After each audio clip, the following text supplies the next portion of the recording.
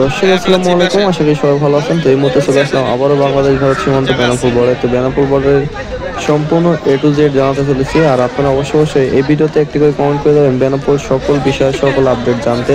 অবশ্যই কি কি আপডেট জানতে চান অবশ্যই সেটা আপনারা কমেন্ট বক্সে লিখে দেবেন, তাহলে পরবর্তী ভিডিওতে আপনাদের সম্পূর্ণ A to Z আপডেট জানাই দেবো। তবে আজকের আপডেট জানা রাখি, এই মুহূর্তে বাংলাদেশ ভারত যারা ইন্ডিয়া ভ্রমণ করতে ভালোবাসেন কিংবা ইন্ডিয়াতে যাচ্ছেন চিকিৎসার ক্ষেত্রে, সেই ক্ষেত্রে সর্বশেষ আপডেট। তার আগে ছোট্ট একটা রিকোয়েস্ট থাকবে, যদি আমাদের চ্যানেল নতুন হয়ে থাকেন চ্যানেলটি সাবস্ক্রাইব করে রাখবেন এবং পাশে থাকা বেল আইকনটি বাজিয়ে দেবেন, যাতে পরবর্তী ভিডিও আপডেট দেওয়ার সাথে সাথে আপনারা নোটিফিকেশনটা পেয়ে যান। তো দর্শক ইতিমধ্যে জানেন যে বেনাপোল সীমান্ত একবারে ফাঁকা, যেটা ট্যুরিস্ট ভিসা বন্ধ সেই কারণে।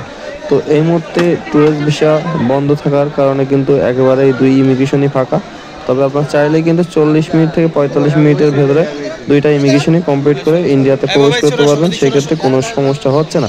তো অনেকেই কমেন্ট করেছেন যে ভাই আমরা যদি এই মুহূর্তে ইন্ডিয়াতে প্রবেশ করি সেই ক্ষেত্রে ইন্ডিয়াতে আমরা বেনাপোল বর্ডার দিয়ে গেলাম, অন্য সোনা মসজিদ বর্ডার যে বর্ডারগুলো আছে সেই বর্ডার দিয়ে বের হতে পারবো কিনা, এরকম অনেকেই প্রশ্ন করছেন। তো আজকে এই ভিডিওতে বলে রাখি, অনেকেই দেখবেন যে ভিসার নিচে বর্ডার উল্লেখ করা আছে, অর্থাৎ যেটা হরিদাসপুর বেনাপোল বর্ডার এরকম কিন্তু বিভিন্ন বর্ডার উল্লেখ করা আছে। তো সেই বর্ডারগুলো যদি উল্লেখ করা থাকে অবশ্যই আপনারা বেনাপোল দিয়ে ঢুকে অন্য বর্ডার দিয়ে বের হতে পারবেন। তবে আপনারা যদি বর্ডার শুধুমাত্র হরিদাসপুর থেকে থাকে সেক্ষেত্রে আপনাদের বেনাপোল দিয়ে প্রবেশ করে আবারও বেনাপোল দিয়ে বের হতে হবে। আর যদি বিভিন্ন বর্ডারগুলো অ্যাড করা থাকে সেক্ষেত্রে আপনারা ওই বর্ডার দিয়ে গিয়ে আবারও ব্যাকে আসতে পারবেন, অন্য বর্ডার দিয়ে কোনো সমস্যা নেই। তো এইগুলো অনেকেই প্রশ্ন করেছিলেন, তো বিস্তারিত আপনাদেরকে জানিয়ে দিলাম। যারা ইন্ডিয়া চিকিৎসার ক্ষেত্রে যাচ্ছেন কিংবা ইন্ডিয়াতে নতুন যাচ্ছেন তারা অনেকেই জানেন না, তো এই বিষয়টা নিয়ে অনেকেই কমেন্ট করেছিলেন, তো বিস্তারিত আপনাদেরকে জানিয়ে দিলাম। তো ভিডিওটা ভালো লাগলে অবশ্যই বেশি বেশি করে শেয়ার করবেন যারা ইন্ডিয়া ভ্রমণ করতে চান।